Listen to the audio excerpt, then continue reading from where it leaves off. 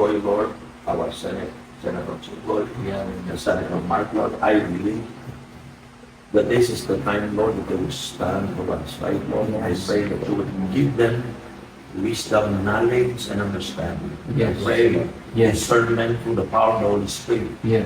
will be upon their heart and in their mind.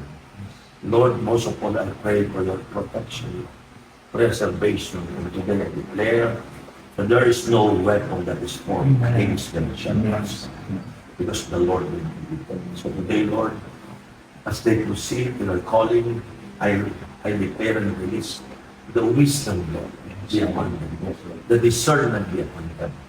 And I pray that heart will be geared toward, Lord, for the love of nations.